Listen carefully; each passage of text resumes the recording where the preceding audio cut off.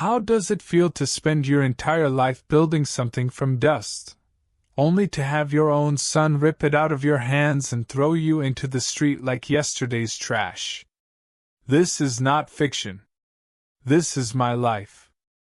I turned a dying textile shop into a billion-dollar global empire. I raised my son with everything he needed. And still, he betrayed me. And now, I'm fighting back. If you've ever been stabbed in the back by someone you trusted, especially family, this story will hit you hard. Hit that like button, subscribe, and settle in. Because today, justice has a long memory. I wasn't born into power. I earned it, with blood, bone, and brutal sacrifice. I still remember the heat of that summer. It clung to the skin like wet wool, the kind that itched and chafed until it drove you half mad. I was just 25, standing in the back room of my father's dying textile warehouse, a dim concrete box that smelled like dust, rusted metal, and forgotten ambition. My shirt was soaked through. The old fan above buzzed like a dying bee. Bolts of unused fabric sat in towers like silent tombstones to a dream that had flatlined long ago. My father wasn't there, not really. He spent most of his time sitting at the old mahogany desk, rubbing his temples, staring out the window like he could somehow will customers back into the building. It had been his dream once. Now it was just another burden. But for me, it was a battlefield. And I was ready for war. The warehouse and the window. I used to watch the trucks roll past on the cracked pavement outside. The other factories had movement, workers, buyers, forklifts. Ours felt like a graveyard with fluorescent lighting. I'd press my palm to the dusty glass and swear, "One day they'll stop for us. One day they'll beg to load our fabric." Back then, we were a mid-tier wool supplier, cheap wool, modest blends, the kind bought in bulk by discount chains that paid late and complained often. My father was a kind man. Honest. Too honest for the business world. He believed if your product was decent and your price was fair, people would come. He never understood branding, positioning, or scale. But I did. Even at 25, I knew we were sitting on more than fabric. We were sitting on an identity that hadn't been discovered yet. The first war, against expectations. My friends were chasing fast money. Tech startups. Stocks. Some joined multinationals and glass towers.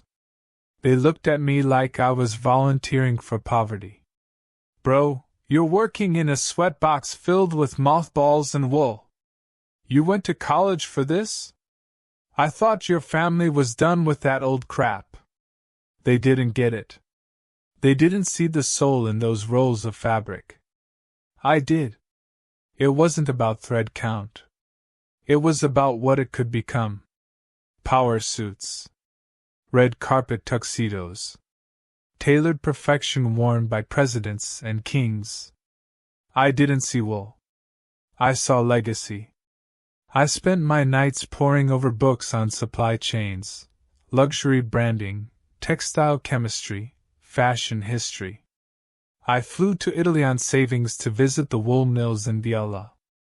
I walked the looms of Ermenegildo Zegna and Loro Piana, not as a tourist, but as a student. I asked questions, took notes, recorded sounds of weaving machines like music. I realized something most suppliers ignored: luxury wasn't just quality. It was story, heritage, and exclusivity. I came home with a plan, and the scars to prove it. The rebellion at the family table. "You want to what?" my father asked, halfway through his whiskey, fork paused in midair. "I want to pivot the company to high-grade wool blends. Premium only. We rebrand. New logo. New name. Focus on custom menswear and luxury tailoring. He blinked, then laughed. Son, we can't afford Italian-grade wool. Our clients won't pay for that.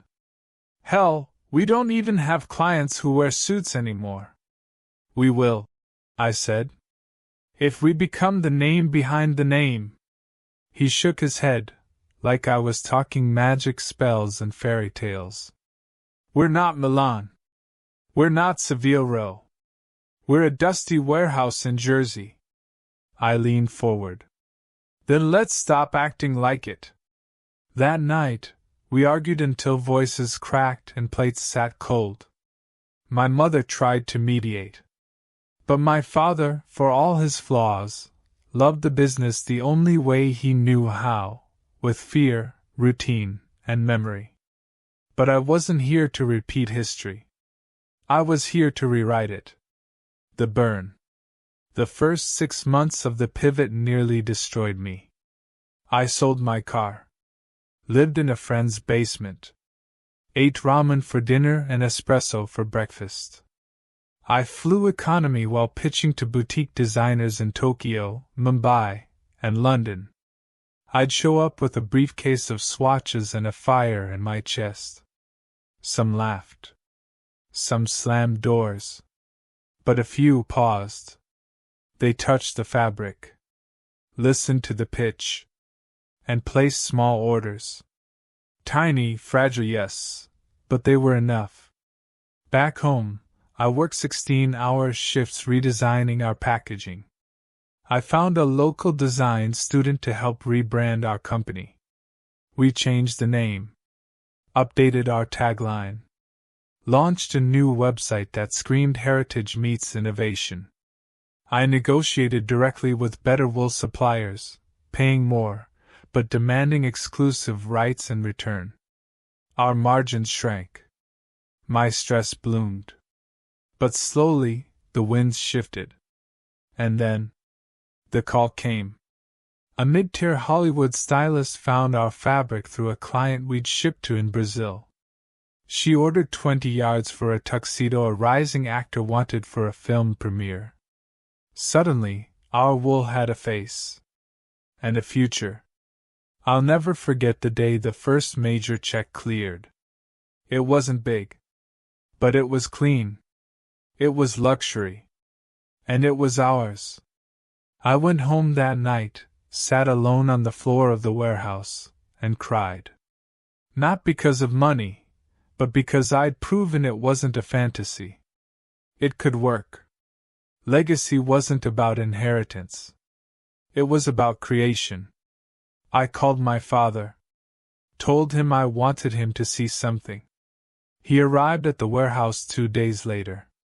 I showed him the new packaging. The photo shoots. The international orders. The custom suits made from our bolts. He walked through the warehouse like it was a dream. When he reached the office, I showed him the framed GQ cover. No words. Just a model, wearing our wool. Front and center. He didn't speak for a full minute. Then he looked at me, eyes wet, and whispered, "You did it, boy." But I hadn't. Not yet. I remember the day his first plane ticket arrived. It was nestled between glossy boarding passes and congratulatory letters. He had just turned 16, and the envelope, branded in subtle gold foil, burst with promise. He boarded a first-class flight to study design in London, while I couldn't afford to cross the Atlantic for another warehouse shift. I had spent longer hours than I can count, sweating under fluorescent lights and loading trucks. If life were fate, he'd drawn stars and I'd inherited scars. From the moment he was born, privilege draped over him like bespoke cloth. Gold threads of comfort and expectation. I never resented it, not fully. I had worked my body into rebellion so he wouldn't have to. I wanted him to soar where I had stumbled. As he grew, he walked past the rows of fabric bolts in our main workshop, trailing his tiny finger across labels, that privilege already molding him. He never asked how wages were made. He asked how profits were calculated. He never asked how a machinist patched a tear. He asked how many units per hour. I watched him watch the world of our company, as elegant curiosity, yes, but also as a ledger spreadsheet. He was brilliant, analytical, clean in his logic, charming in boardrooms. He graduated with honors, interned at big firms we couldn't afford to mock, then came back and looked at me, eyes sharp, and said, "I want to carry the torch." I lifted my head then, perhaps for the first time with hope I hadn't fully let myself feel. My son, my only heir, my legacy personified. I felt pride so thick my chest ached. I believed then, naive though it sounds, that blood carried purpose, and we were both ready. I took him through the factory floor, guiding his shoulders past humming looms. I showed him how to interpret forecasts like poems. Rising lines meant catastrophes, dips meant opportunity. I introduced him to managers, cleaners, planners. I told him the story behind each machine, every fabric bolt. I made him learn the human face behind the numbers. Because that's what I believed business was, not just money, but lives interwoven. And there were moments when he listened with his heart. When he saw an elderly seamstress wiping her hands and asked what her story was. When he asked why the factory closed on Sundays, not because managers said so, but because he wondered, wouldn't the workers want a break that mattered? But it wasn't enough. Subtle things crept in. Like how he always wore brand new suits to board meetings, pressed creases, starched collars, shoes that glinted. I wore well-worn jackets, cuffs softened by sweat and years of bending over fabric. I looked earned. He looked pristine. Clean. Calculated. At dinner one evening, he asked, "Do you really think keeping the same legacy name holds value anymore? People care more about quarterly growth than tradition." I stared. My son, his words suggested dismissal of everything I built. I answered bitterly, "Tradition is what makes people trust you. Growth without roots just collapses." He smiled politely. The kind of smile that didn't reach the eyes. Still, I believed in him. I taught him every metric I knew. I showed him our financial history like history books. I let him make minor decisions, color changes, small vendor contracts, so he felt ownership. I even let him stand in for me when I traveled for seminars. I thought hands-on experience would build character. Instead, it built his method. He sorted spreadsheets, lobbied banks, negotiated with foreign buyers. He smiled while shaking hands with shipping agents in Rotterdam, and questioned each line item. He was learning, effectively, ruthlessly. Then one afternoon, I noticed our time together in board meetings dwindled. Emails announcing his appointments arrived without informing me. He was invited to investment seminars in New York. I wasn't. I watched as he slowly eclipsed the presence I'd established over decades. With each conference, each buyer meeting he attended in my place, the board corresponded with him more than they did with me. I shrugged it off for a time. I told myself it was preparing him, that I was giving him space to grow. But somewhere in the optimism, there was growing coldness. I watched as the people I'd nurtured, the long-time managers, began turning toward him. Deference shifted. I saw it in their eyes, respect giving way to measure. He always had the right sets of numbers. I always had the right set of values. I started to feel unease, but I drowned it in work. I believed that years of sweat would stand stronger than entitlement. But entitlement has its own gravity, And it wasn't pulling down, it was pulling apart. I remember waking one night around 2 a.m., hearing footsteps in the hall outside my study. I opened the door and saw him talking to finance head under the dim light. I couldn't hear words, but I saw nods. Quiet pauses. He had control. Consensus. I pulled back into my room, convinced I was paranoid. It was probably routine. But I lay awake, heart tightening. He came into the office next morning, smiling as always, offering tea and small talk, but there was a precision to his kindness I didn't trust. He sat across from me at the long boardroom table. A new business pitch. I watched him unfold the proposal: expansion into European markets, cost cutbacks, automation suggestions. We must modernize, he said. We can't rest on heritage when margins dip. I noted the absence, not a single nod to our 50-year loyal staff, not a mention of worker welfare, collective sacrifice. It was efficiency, growth charts, data points. When the board offered him the chance to lead a new subcommittee, he nodded at me. Only if you approve, Dad. My vanity flared. I said yes. That was mistake number one. The appointment passed, robotic minutes described his new role. I thought it symbolic. After all, our bond was father and son, mentor and protege. Honest to a fault, he'd never attempted a betrayal. I told myself, this is good. He's stepping up. But stepping up sometimes means stepping over. He started visiting factories alone. Terribly polite to me in person, but remote in decision-making. He introduced cost-cutting protocols, fewer overtime hours, less training, layoffs disguised as assistant consolidation. I felt the wound of small kindnesses taken back, free lunches for night shifts cut, retirement bonuses revised, health coverage pared down. He framed it all as necessary overhaul. The supervisors came to me in secret, worried. Then cried. One old foreman, who had seen me sign my first paycheck decades ago, called me late at night. Sir, I'm scared. He's cutting corners.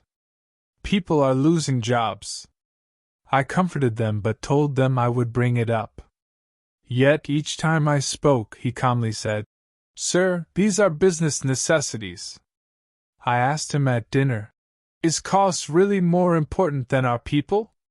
He looked at me, distance in his gaze, and said, people don't matter if the company doesn't survive. I knew then, he was right. But missing was the humanity, trusting people to return loyalty when times got rough. Still, I wanted to believe in him. Until that day. I used to believe betrayal came loud, with slamming doors, harsh words, maybe even public fallout. I never imagined it would arrive so quietly, hidden in kindness, cloaked in love, and delivered by the very person I raised with everything I had. They say mistakes happen in moments. But not this one. This was slow. Steady. Disguised as devotion. It didn't break in like a thief. It moved in like family. It began with a voice I trusted more than my own. Dad, you've earned your rest. I remember the first time he said that to me. We were sitting on the patio overlooking the garden I had planted 20 years ago. My back ached. My eyes had the kind of tired that doesn't come from a single day but from decades of chasing a dream. He placed a cup of chamomile in front of me and smiled. A small, almost bashful smile, the kind children give when they want to do something for their parents. You should be writing that book you always talked about, he added. About the company. About your journey. People would read that. I would read that. It felt good. Sweet. As a father, All you want is to raise a child strong enough to carry the weight you once bore. It felt like that moment had finally come. So when he said, "Let me handle the meetings. You've done enough," I let him. He started small. He sat in on board meetings beside me. Observed, took notes. Listened more than he spoke. The board liked him. A smart young man, they'd say. Just like his old man. Then he started speaking up. Then they started listening to him. Then they started asking for him. I was proud.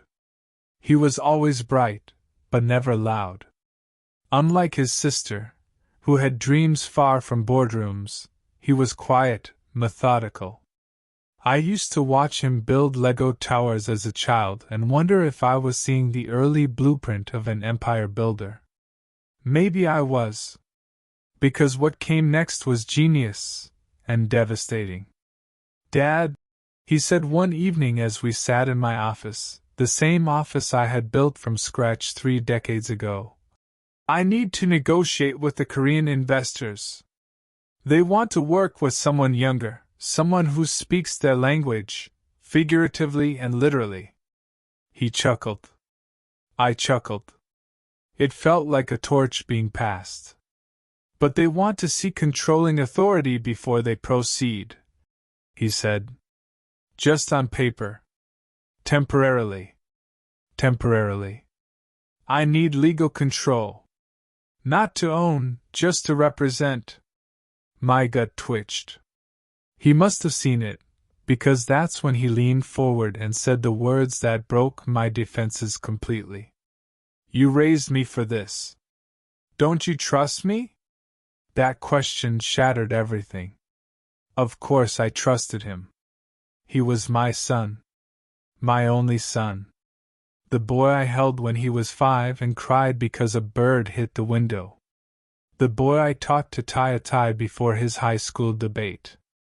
The boy who said, "I love you, Dad," every year without fail on my birthday, even as a grown man. So I signed. I handed over 37%, controlling shares, and the keys to the kingdom I had built from dirt and sweat. I told myself it was symbolic. A generational shift. The moment where the founder steps aside and the legacy continues through blood. But what I didn't see, what I couldn't allow myself to see, was the lie woven beneath those words. The manipulation baked into the smile. The ambition sharper than any knife. What followed was silence.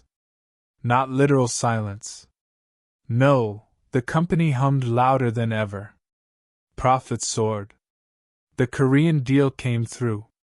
Expansion plans were drawn up. But I was slowly excluded. Meetings moved without my knowledge. Memos went out without my signature. Decisions I used to make in minutes were now handled in conference calls I wasn't invited to. I remember standing in the hallway outside the boardroom one day, watching through the glass as my sons sat at the head of the table. My chair, fielding questions, commanding attention, nodding as they hung on to every word. Not one person looked at me. Not one acknowledged the man who built the building they sat in. I told myself it was temporary. That he was just spreading his wings. That maybe I had truly done my job right. That my son had become more than just a successor, but a leader. But deep down, something felt off. It came in whispers. A clause added to a contract.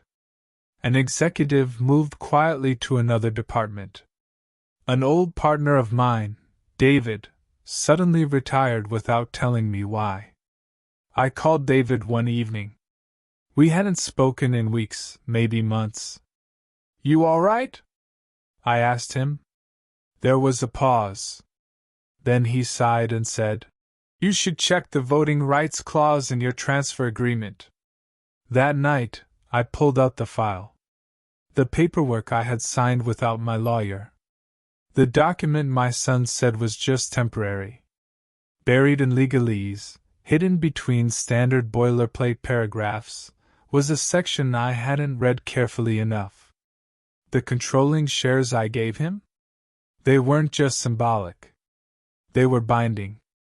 Irrevocable. I hadn't passed the torch.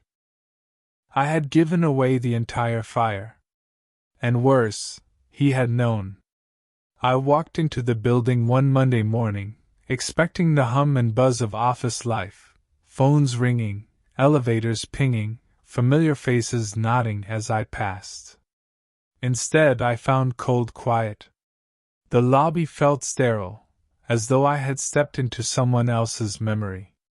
At the reception desk stood Clara, the same agent who'd greeted me every morning for 15 years. She looked down, lips pressed together, eyes wide. She didn't recognize me, not the way she used to when I was the man who sat in the big chair. "Sir," she whispered, voice trembling. "I'm so sorry, but your building access has been revoked." My heart stuttered. Revoked? Just like that? I laughed, half in disbelief, half as a joke, figuring it was a system error. A glitch, something easy to fix. "Surely that's a mistake," I told her, forcing casual calm. But the security team was waiting. I was escorted past locked doors, through hallways I'd paced thousands of times, toward a bland waiting room with plastic chairs and muted gray walls. I felt like an intruder in the world I'd spent my life building. 15 years of loyalty. My office. My title. Everything slipping away in minutes. 2 weeks later, a heavy envelope landed on my doorstep. Inside, a formal letter, no signatures, no warmth, only corporate coldness. Honorable Chairman Emeritus. Revoked. The board, now chaired by my son, cited interference with operations and overreach. No heads up. No personal call. Just a notice, you're disposable. They twisted my concern for the company into disruption. My questions became abuse of influence. The man who founded this entire operation, now officially unwelcome. I thought I had earned respect. They thought I was a threat. And the architect of it? My own son. I remember sitting in the silence that followed, holding the letter like it was proof my life had been erased. I stared at the walls. Every memory, first board meeting, first order shipped, first profit check, echoed back. They weren't just stories. They were the bones of the company. The foundation. How quickly they were picking at the mortar. I asked to see the board. Young prototypes buzzed at my request, but none would meet with me. Instead, I got form replies. The decision is final. Board Ethics Committee discussed your involvement. Your presence is no longer necessary. Every reply was a dagger disguised as bureaucracy. I went back to the old building one last time, hoping for some final statement, a goodbye to the corridors, a nod from someone who remembered. Instead, the lobby doors locked behind me. Security glared. Their tone firm, clipped. Please leave, sir. I found an old janitor cleaning a hallway. I recognized him from decades ago. He'd seen me as a boy. I asked him, softly, Do you remember me? He paused, eyes cast down. Then said quietly, I remember you. But they told me not to speak. I'm sorry, sir. A knot formed in my chest. The past was fading. The irony was brutal. For years I'd taught my son to carry a legacy. You earn respect through results, not entitlement. You nurture loyalty. You honor your people. He learned well. Maybe too well. Because I realized then, this was never about honoring values. It was about seizing power. And he seized it quietly, cleverly, effectively. In board meetings that used to revolve around my voice, his became law. Directors deferred to him. Executives sought his sign-off. Even our oldest clients began asking for him by name. "We'd like to speak to Mr. Son. Mr. Father is fine, but we want the new vision." I sat in hotel rooms on business trips, 5-star lobbies with people congratulating me on the growth. Growth I'd initiated, yes, but now credited to him. The Korean deal finalized. Factories expanding. A brand new headquarters being drafted with his approval. They paraded the growth as if I were a prequel to a story they would now publish. His story. Meanwhile, I became the footnote. The old man whose chapter ended. The humiliation tunneled deep in me, not because power slipped away, but because everything I'd built was being reshaped by someone I raised into something I barely recognized. I started having trouble sleeping. I woke at night consumed by memories, signing the lease, meeting the first buyers, negotiating the textile contracts. My mind reached for those things like they were anchors, anything to hold on to identity. Meanwhile, the company moved. Faster. Younger. Sharper. Board memos went directly to his inbox. He responded. I didn't. Meetings were rescheduled when he was available, not me. Projects I'd greenlit were pivoted halfway, blamed on efficiency models I'd spent years researching. It felt like my life had taken a detour, straight to a future that no longer had room for me. My office was emptied. My desk items boxed. Framed letters, photos, memorabilia, all removed. Someone once told me, "If you don't use it, you don't belong." Those boxes had been prepared long before they escorted me out. I looked at those moments and saw how elegantly they'd written me out. A formal title revoked. Card scans deactivated overnight. Key cards cancelled silently. Recognition replaced by distant neutrality. Each act was quiet. Each act irreversible. One morning, I went downtown for a meeting. I saw my name on the door, then, 4 floors up, nobody. I walked through the floor plan I created, touched walls I chose, furniture I ordered. And they talked about my absence. "Father, step aside. It's time to adapt." They said it as if I wasn't listening. As if I still didn't hear. The man who had taught loyalty to others was now learning the cost. Loyalty doesn't force love. It doesn't compel gratitude. And in business, it doesn't guarantee trust. The final blow was when I called the annual shareholder meeting, claiming my rights as emeritus. I waited. No one came to fetch me. They left my name off the agenda. The projection board displayed other names. I watched my legacy being relisted as legacy asset. As though I were a museum piece, untouchable and outdated. And all the while, he sat at the head of the table. My son. The one I raised. The one I trusted. The one who stripped me of everything without fire or fanfare. Instead, he gave me humiliation in fragments. A revoked title. A building locked. Meetings minimized. An identity erased. Not with shouts, but with system. Not with rage, but with legality. Not with cruelty, but with calculated management. I stood outside our company building one last afternoon, breathing the air that used to feel like freedom, blue sky through glass panels, traffic humming below. A jogger passed. The city moved forward without me inside. I walked off the plaza, past security, past old reception desks, past everything I built. I wasn't angry yet. I was only empty.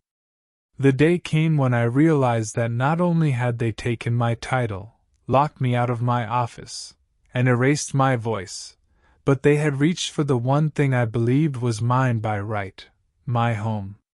Years earlier, during a family estate restructuring, I had been promised a penthouse apartment in our legacy building, the crown jewel of our company. Every beam and marble ledge in that building carried my influence. I helped design it, oversaw its construction, and saw it rise from blueprint to skyline. In return for decades of loyalty, innovation, and leadership, the board agreed to give me this apartment, symbolically priced far below market. Not charity. Recognition. Now, that promise was empty. The board, now chaired by my son, declared the deal void. They claimed granting me the apartment would be misuse of company property. They spun it as policy. They claimed that I no longer aligned with the company's vision, because vision demanded new blood, new direction, new leadership. They said it was prudent. I called it a betrayal. When I tried to reason, the legal team, appointed by him, blocked every attempt. Policy must be enforced, they said. I asked to see the clause he claimed I'd violated. They pointed to a clause buried in paperwork I had signed years before, signed in trust, not fear. Fine print I never imagined would strip me of more than my title. And then came the final humiliation. One ordinary Wednesday, I walked into my office to find it empty. I blinked. The framed photos of my grandchildren. Gone. The wood plaque commemorating our first overseas expansion. Gone. My awards, my desk, my chairs, the Rolodex of decades, all vanished as if erased. Not thrown out. Boxed up gently by corporate movers, but gone precisely because they did not need to break anything. They just needed to repurpose it. My assistant, 15 years of loyalty, watched me stand in that empty room. She said quietly, eyes filling, "They've packed everything, sir. They'll deliver it to your home or you can collect it." I left without touching a single item. I walked out with only the papers I carried in a briefcase. Even photographs of my own children had been removed. Someone gave me a list of my award serial numbers, Padma-style civil honors, corporate plaques, lifetime achievement, marked, reclaim upon request. Essentially, held for ransom. I called him, my son. No answer. I emailed him. One of his executives replied, "The board has reviewed your requests. We are acting within policy. Thank you for your service, sir." I was 80 years old. And I realized abruptly that I was, in a sense, homeless. My life's work restyled into a corporate machine where I no longer belong. That evening, I sat in a modest hotel room, my only refuge for the night. A cheap lamp. A bare wall. I held my phone in trembling hands, pictures of the old centralized office building. City lights glowed outside, mocking a legacy stripped of access. I reflected, when does respect become obsolete? When does family become just a boardroom line item? I remembered the penthouse, vaulted ceilings, skyline views, sunsets over the city I helped build. I remembered walking those halls, hearing the echo of my boots on polished floors, the soft smack of mahogany desk. That apartment wasn't just real estate. It was a symbol of gratitude, of heritage, and of passage. But gratitude was conditional. Heritage was negotiable. Passage was manipulated.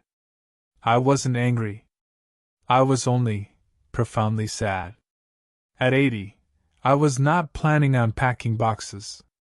I was still dreaming of writing my memoir, of mentoring others, of flying balloons again someday. Yet in that moment, I felt the weight of emptiness. Titles can be revoked. Residences can be reassigned. A legacy can be rewritten without permission. As I lay awake, the realization settled in deeper. All of it, the office, the apartment, the name, they had been leverage. In his hands, legal. In mine, love. He had redefined leverage. And I had become collateral.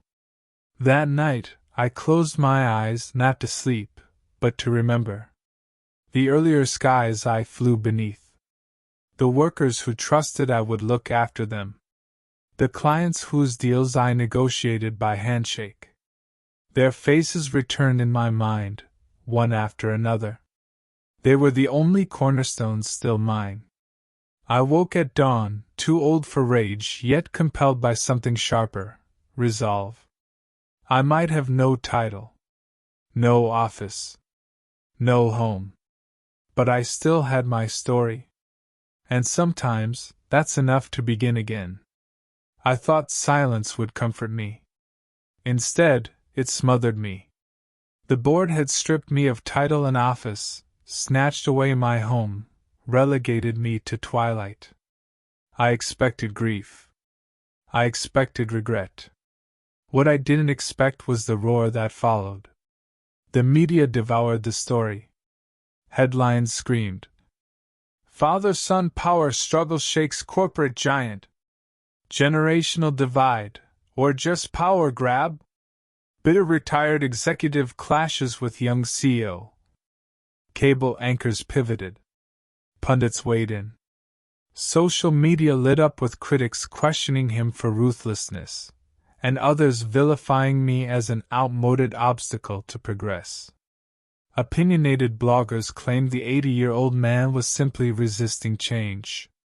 They didn't know the difference between corporate spin and human truth. They didn't see the father who bled for a dream. They didn't see the son who dismantled it all for control. They didn't see the legacy turned into a weapon. In their story, I played the villain, the bitter old man who refused to step aside.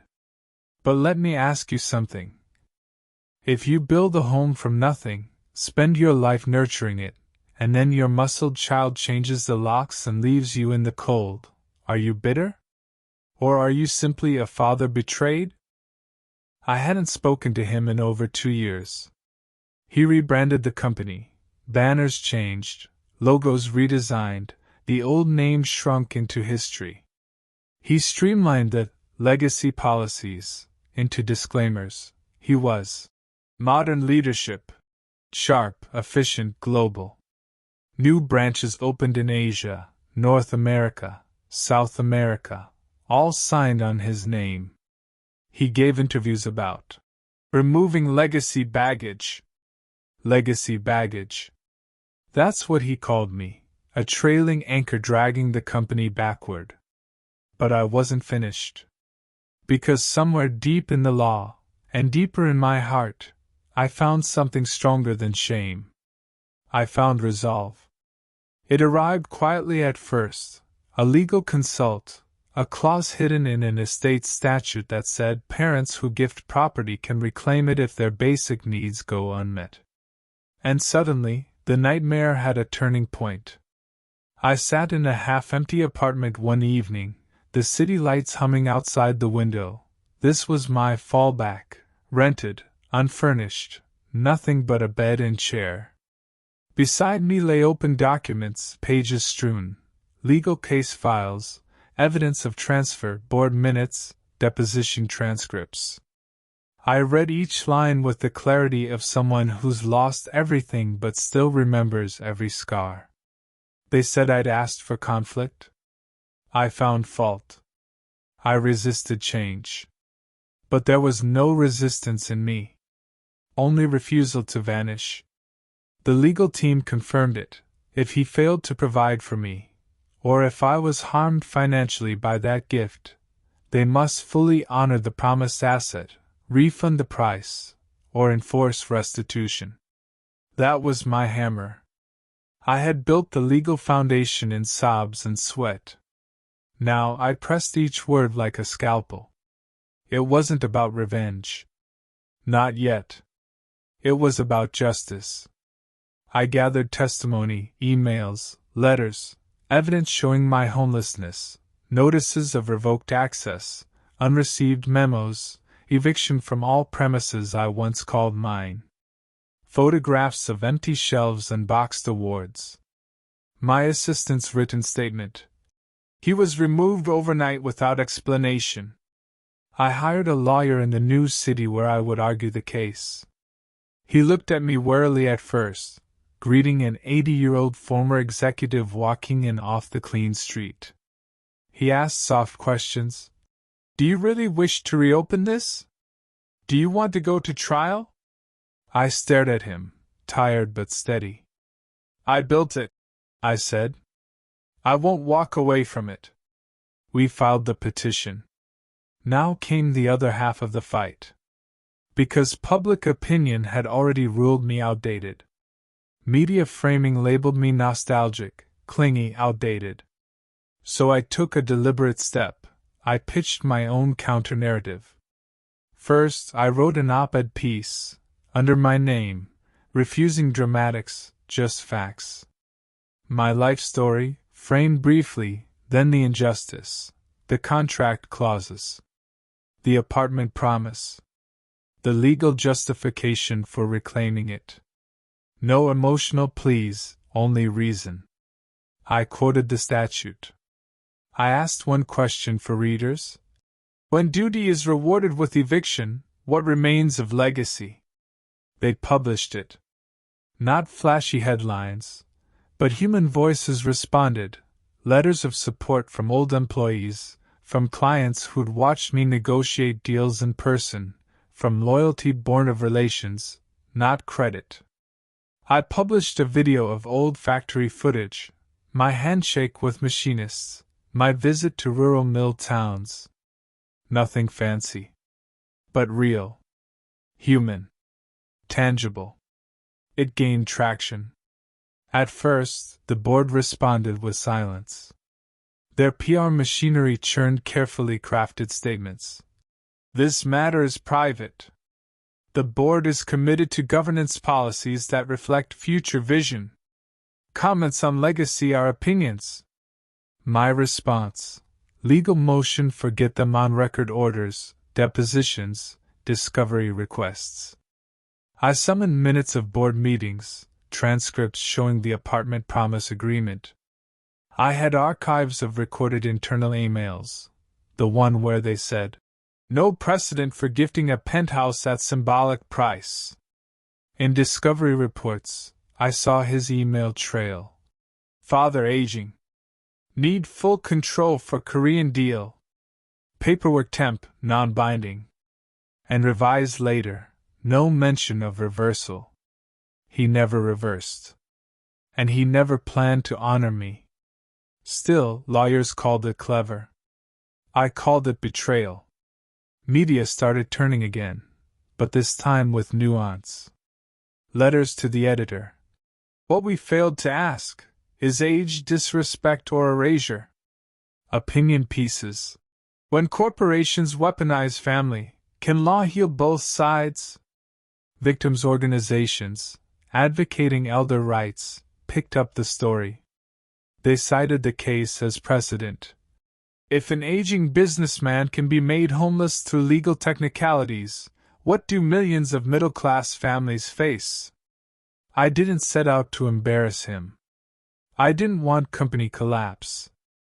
I only asked for what was promised, and needed, to live with dignity. But that distinction mattered more than my pride. In the courtroom, his legal counsel tried arguments. Father signed willingly after consultation. Board reserve right to revoke honorary privileges. Building assignment is not a guaranteed property right. I stood across the aisle. 80. Sweaty palms. Heart pounding with decades of fight in every pulse. The judge studied the documents, signed promises, transfer agreements, email threads, Indian Code section cited by counsel, gratefully accepted. The air smelled of old leather and polished wood. My lawyer's voice was steady. Mine? Quiet but firm. After hours, they asked if I wanted to testify. I rose slowly. I spoke to the judge. Your Honor, I built this company. In 1980, I signed off this penthouse agreement, symbolically priced, yes, because it was understood as a reward for lifetime service. I trusted my son. I trusted the board. I accepted positions taken because I was told I'd be cared for. I was told I'd be home. I paused, swallowing. Instead, I was locked out. Equipment removed. Honors stripped. Identity dismissed. Now I stand here homeless, not by age, not by decline, but by betrayal. The courtroom was silent. Press reports started shifting. Elder statesman sues son over legacy home. When corporate control collides with family duty. 75-year-old founder fights for his final home. He didn't come to court in person. He hired spokespeople. But I heard he watched the coverage. I was told he told board members privately. I never meant for this to escalate. But it had. Intentionally. Weeks later, we sat in settlement talks and mediation. He arrived, sharp suit, calm expression. He sat across from me with a line of lawyers between us. The mediator started. Can this be resolved amicably? My lawyer looked at me. I nodded. I didn't want a fight. I wanted what was promised. The talks went long. I asked only 2 items, reinstatement of the penthouse agreement, and a clause for financial upkeep. He countered until he realized my legal footing was ironclad. Negotiations shifted. In the end, they offered a cash equivalent, current valuation, plus interest. No residence. No apartment. I paused. I looked at him, the man who looked like me but carried no part of my history. I realized then, home wasn't in the steel or marble, it was in honor. Dignity. Terms of trust. I rejected the cash. He stiffened. Then I looked at the mediator. I wrote the company's story. Now I demand the end chapter not be written behind closed doors. I accept the property. Silence. A final hearing date was set. His press team unveiled a new campaign showing modernization, painting me as resistant to progress. I watched from afar. They trotted out economists, consultants, buzzwords, digital transformation, efficiency roadmaps. Everything excluding me was future forward. I sat at home that night, no design firm waiting, no boardroom buzz. Just a single lamp and a single decree, my company, my home, taken by stealth. But now I had resolve. The final ruling came mid-morning. Judge's face unreadable. Lawyers flanking. We sat in a packed courtroom, press, lawyers, spectators. He read his decision. The court finds in favor of the plaintiff. The transfer agreement regarding the penthouse apartment was clear and binding. The revocation clause cited by the defense does not apply in this context. Plaintiff is entitled to restoration of the property or its monetary equivalent at market value, plus reasonable compensation for losses due to eviction. Gasps. At the table, his counsel turned pale. The court ordered restitution or property title within 60 days. I sat back. At 80 years old, I had wrestled both law and grief, and won. Reporters swarmed outside. Court orders restitution for aging founder. Legacy vindicated in landmark family business case. Father reclaims his rightful home after legal battle. I said little. I walked to the elevator with my lawyer. On the ride down, I glimpsed a fresh notebook in his hand, notes on my testimony. He looked at me and said, "You did it. You chose your home over a check." I nodded. He called me a week later. His voice soft. "Father, congratulations on the ruling." No apology. Just acknowledgement. I replied, "Thank you." I didn't add, "Respect, honor. Don't erase the man." That didn't matter anymore. On day 61, I returned to the building, not as emeritus, not as founder, but as rightful owner. The lobby doors opened. Security recognized me. Not with pleasure, but with protocol, they processed my key. I entered the elevator solo. Pressed the penthouse number. The door opened. Sunlight poured in. The city stretched below. It was empty. Unfurnished. Plaintiff's option allowed me to accept the unit or take cash. I had chosen home. I stood in the space, feeling every panel, every silent floorboard. My life had risen into those walls once. Now I belonged again. I am 81, in good health for my age. The lawsuit is settled. The company listed me as emeritus again, on their website, in press releases, even if they do so with footnotes about statutory rights. I live in the penthouse again. But more than that, I have my story. Restored not by sympathy, but legality. Vindicated not by headlines, but evidence. The media now speaks differently. Founder reclaims legacy home in landmark case. A father's quiet resolve outlasts corporate erasure.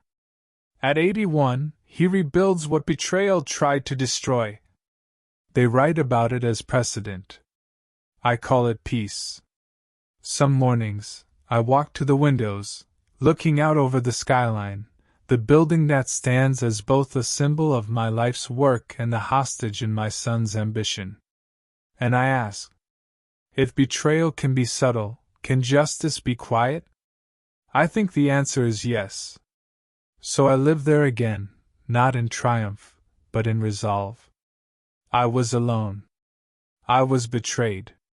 I was angry. But I was not finished. And that, finally, was mine again. The final moment, the culmination of every betrayal, every silent tear, every night spent planning while pretending to smile, arrived like a silent thunderstorm. The protagonist walked into the courtroom with receipts, emails, voice recordings, paper trails, signatures. Everything the antagonist thought they'd hidden was now under the spotlight. The judge looked over the documents, eyes narrowing, lips tightening. You could hear a pin drop. And the look on the antagonist's face? Shock. Confusion. Rage. They turned red, then pale. Their voice cracked as they tried to deny everything. But it was too late. Every lie unraveled like thread from a cheap sweater. They were humiliated, publicly. Stripped of titles, money, property, and even the sympathy of those around them. And the protagonist? They didn't gloat. They didn't scream. They just smiled. A calm, quiet smile that said, "I didn't have to destroy you. You did it yourself." It wasn't just revenge. It was justice, cold, calculated, and complete. In that moment, relief washed over them. The heavy weight of betrayal lifted. They didn't need validation from the world, they had reclaimed their power.